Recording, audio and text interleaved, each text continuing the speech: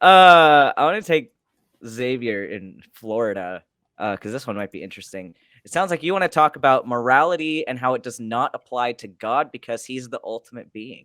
I'm curious about this one. Ooh. What you got? Hello. I even have biblical evidence for this.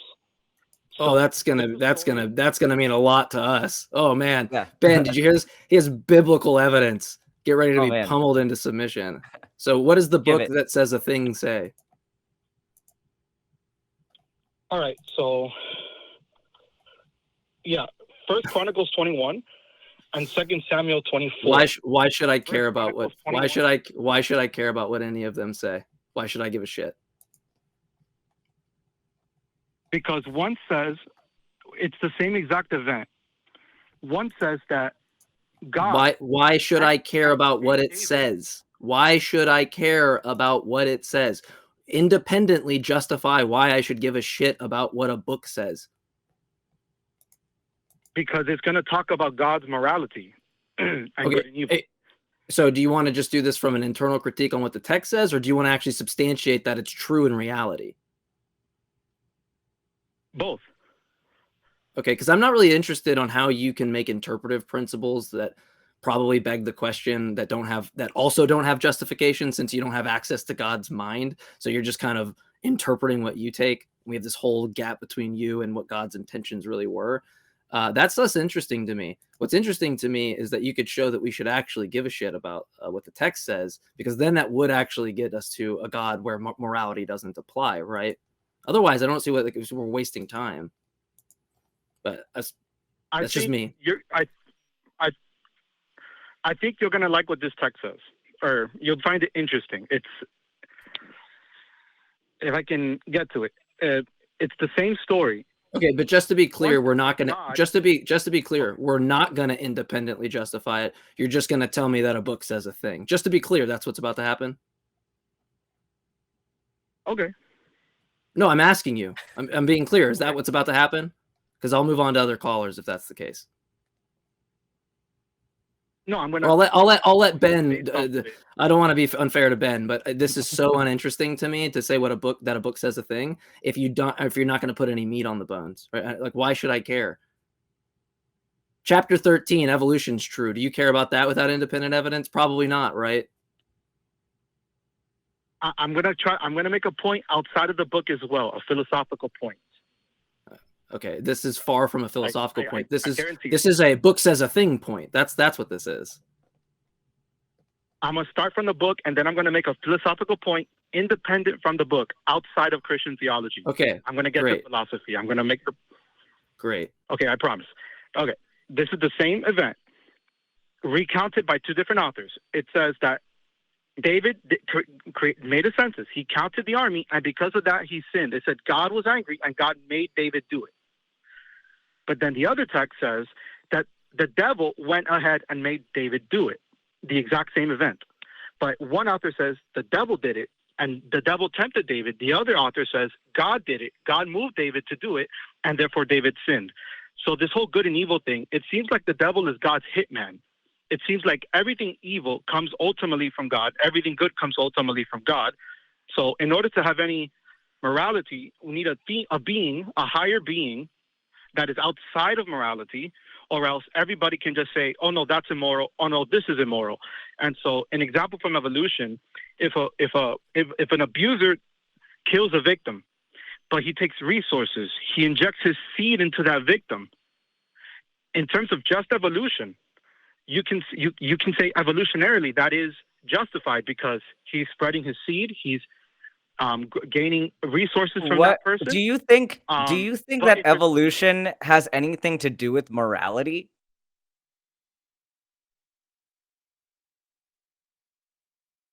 Ultimately, yes. On a small scale. Why do you think that these are related? How are evolution is just talking about frequencies of alleles and how that frequency changes over time. Does that say anything about morality?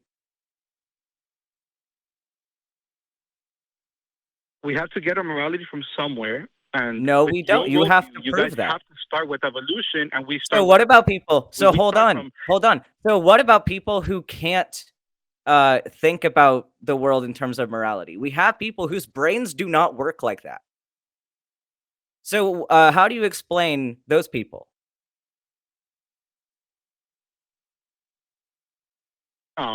They can't really make moral choices.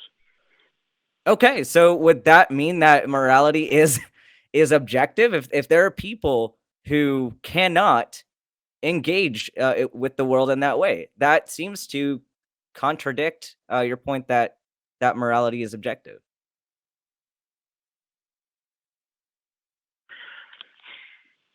Okay. Yeah. If there are people who cannot make moral choices, therefore there's no objective morality. That's a good point. I think I would just say to that, there is objective morality whether we know about it or not. Hold on. What do you mean by? I need to understand and make sure.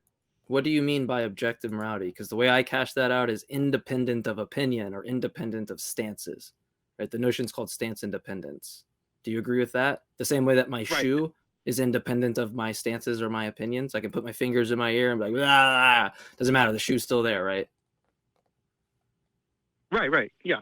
Great. So yeah. So hold on. This is probably why me and Ben are in agreement on the morality concept in another way, is that what it means for that to be the case, that there's like a stance independent moral fact, it means that I have a reason independent of my values, my experience, my opinions, to act in accord with some fact. That sounds like gibberish to me. I don't know what an independent reason is floating in the world. And when you boil down to the God claim, it reduces to stances or opinions or the nature of God. And so what I feel like theists don't really realize is that all this reduces to is a stance dependent notion of morality, which is subjectivism, right? You're in the same boat, but yours is like just who has the bigger stick, right? Like a mafioso version of morality, which is obedience. It's not even like the right topic about morality, because someone like me in Ben's position, I don't want to speak for Ben completely, but it's only coherent to talk about what we should do when they're tethered to our values, when they're tethered to our opinions, when they're tethered to our experience. The same way that taste being subjective, it only makes sense tethered to my taste buds. If you say there's an objectively tasty lasagna and it's taste bud independent, I don't even know what you're talking about, right? So I don't even think, like, people privilege this notion of objective morality like it's even a coherent concept. I'm challenging that. I don't even think it's conceptually coherent. This sounds like gibberish to me.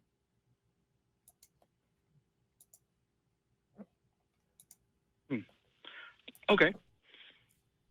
So I don't know that you're arguing for objective morality. It sounds like you're arguing for subjective morality. And I already grant that theism is generally subjective unless the moral facts exist outside of God. And that causes a lot of theological problems. Yeah. Like the point I gave, the devil made him do it, but it said God made him do it. So the only way we can have morality is to have a divine being that is and another divine being. Okay, God ordered the Amalekite infants to be slaughtered. Do you think that was a good thing? By command, by your logic? No. Great. So then you actually have a basis of morality independent from a deity, and you just admitted you don't need an ultimate source because you actually disagree with the thing that he thinks was morally correct. So great, we made progress. And something here too with your whole philosophical argument. So you had like two different authors of the same story that said different things about how the events went down, and so your brain connected the dots and said these must be related. God must have used Satan to tempt David, but could it also be that the sources just disagree and are contradictory stories? How did you decide that these were related and that they weren't contradictory?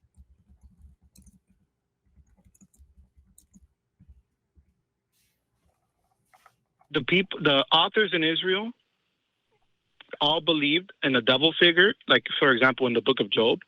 Okay, so if they believed it, but does that mean that, like, I'm failing to see how you we're able to make that connection where, oh, God was the one that used the devil, and not that one author said that God did it and one author said the devil did it, and they were in disagreement about the same story. Which, in my mind, if I heard those two different takes of the same story, I would say that it's just people wrote this story, it's a myth, and there was a miscommunication in the oral tradition or in how they wrote it, and there's an inconsistency. It doesn't make me want to believe it or draw any of those connections. It just makes me think this is some story that somebody made up. That's a good one. Yeah, it seems like one is saying evil comes from God, and the other one's saying evil comes from the devil. Well, so but ultimately, hold on. Evil has to come from God, so evil. Yeah, so that's good. That's like an issue. Like on this view, if you have like evil existing independent of God, and he's not, like, if he actualizes that, you got to kind of wheel this all the way back. What is a God to most people? It seems like it's a mind that exists alone prior to creating, right? It's just internalism. There's just this deity with its mental content, and then it creates an external world, right? Creation. That seems to be like the idea of what most people have. Baked in there isn't anything external to God until he creates.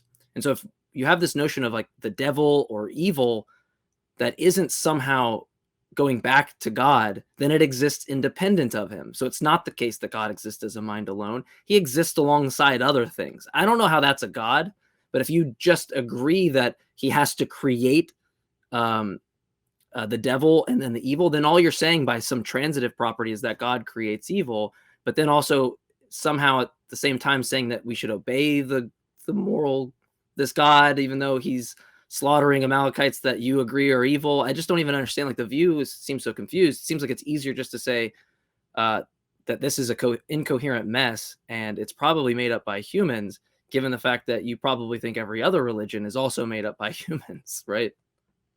I don't know why you're stopping at one of them and saying, oh, this incoherent mess actually makes sense. Yeah, that's a possibility. It's just like, how can we know for sure? And if evil ultimately originates from God, all evil really comes just from God. And God does exist. We have a huge problem.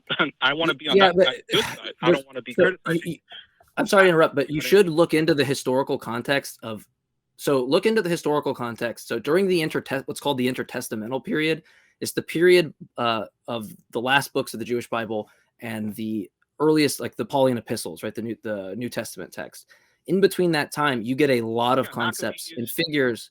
Yeah, like the Maccabean revolt. You get all of these concepts that permeate Judaism, Zoroastrianism. There's this idea of angel hell warfare. There's this idea that the devil is no longer like this right-hand dude of God or part of the story in that sense. It completely shifts, right? You get completely different shifts. If you look at the historical context on that and you take a critical analysis, a historical one, which is what I think the theme of the day has been, what independent justification do you have on the text? That's a version of it. It's looking at antiquity, it's looking at history and saying, wow, these concepts were actually permeated during an oppression. And it was actually the case that these figures and concepts changed, and we can see this. We can see this like in real time. Well, real time as in history, in abductive sense. We can see this change. And that's going to throw everything away that you have about this concept that God, the devil, because now we're just seeing the origin story of where it even comes from. Right? There's no room left for this supernatural being anymore. It's just perfectly explained, and naturalism wins again. Yeah, it seems like the older book attributes evil to God, and before they even thought it was evil, it was just bad things happening. It seems like the later book, Chronicles, attributes evil to the devil. After, but you're doing the thing again, where you're just talking about what the book says a thing, and we got to get rolling here because we're coming up on time. But you're doing the thing again, where you're saying, well, the book says this thing. That's great, but shouldn't it matter to you how those concepts develop independently of the text? Isn't that going to give you a really nice, firm picture of what it is that you're believing? And if that's the case, that you do find something that shows how these concepts were developed, like I said, there's no just going back to the text and assuming God anymore. We've ruled that out. So evil originates just like Jews being oppressed, and they're saying, "Oh, this is evil."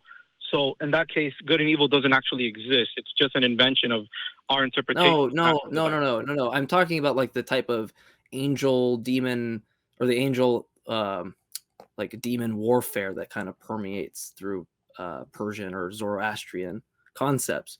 And the point is not this, like, I'm not saying there's not evil or good. All I'm saying is that when you look into these concepts independently from the text, like when you talk about the devil creating evil or the devil having some specific role, all of that stuff matters in the context of what you're actually engaging with in history.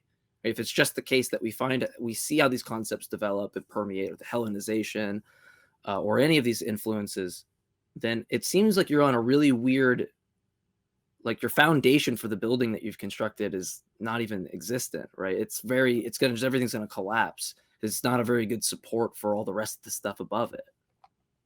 That's all I'm saying. It's saying that your support system or your support foundation for these beliefs are on really, really, really rocky grounds.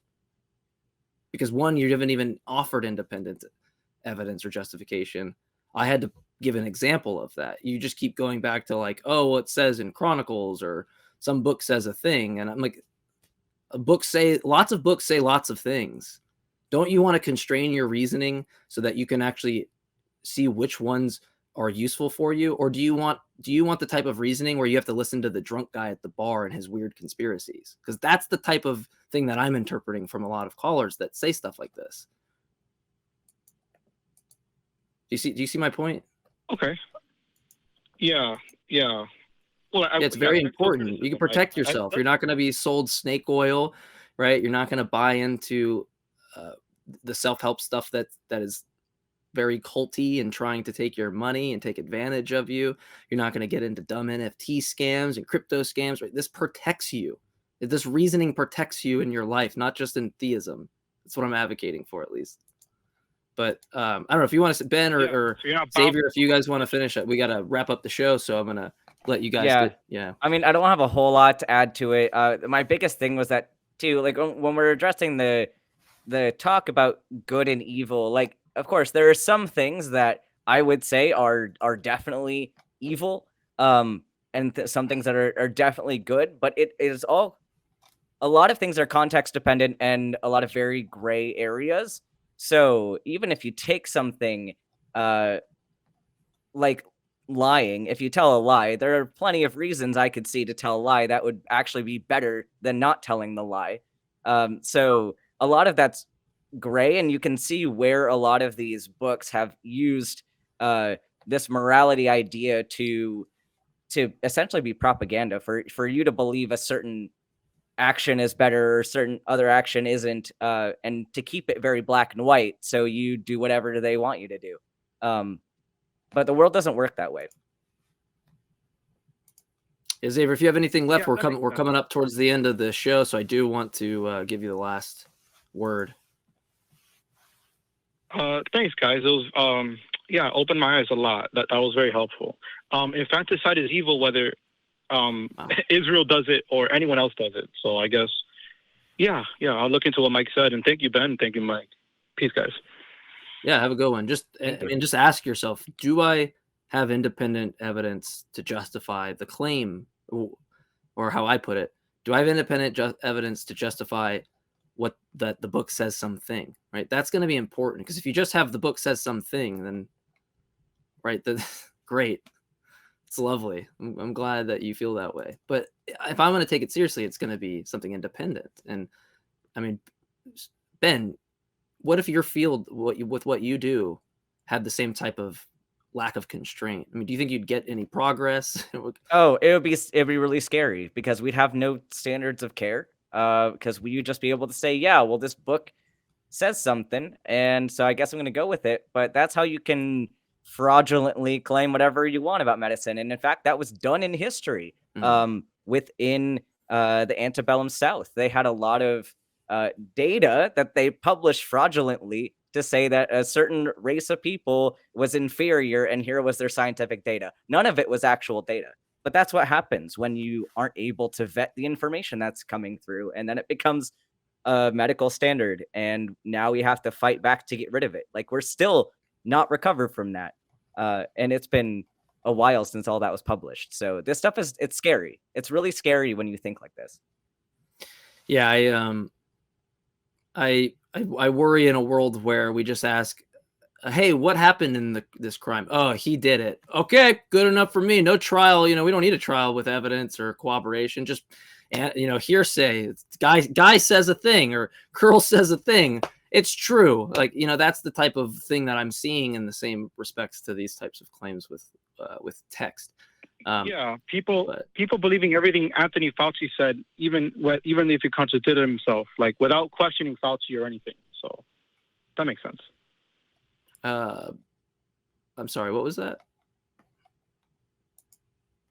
Like a bunch of people just accepting Anthony Fauci's word about the masks and all that, and all of his changes. Well, for everything you shouldn't take word for. But if you actually look at the independent evidence to substantiate what the person's saying, or you have a background in it, and you're going to find that the type of divide is by people who don't have any expertise in that, or that they have their dearth of knowledge creeps in pretty quickly. So yeah, don't take anything that I say. The whole point is and I'm going to let Xavier go now, but don't take anything I say or anybody says, but you should have some type of, you should have some type of constraint on your reasoning, and be a skeptic towards everything. But there's a reason why what a medical expert or somebody is saying is likely to be true, as opposed to some guy with a profile picture holding up a fish, right? But right, anyway. a lot of this is very problematic, and especially if you don't have the expertise to weigh in on that. And like, what you should do, if you disagree with the medical expertise, the only correct answer is to publish your research and change the medical guidelines. If you cannot do that, if you cannot provide actual data, and it is not vetted by the regulatory boards and the people that are publishing this, and is not peer reviewed, then we're not going to trust it. And that's the way to move forward.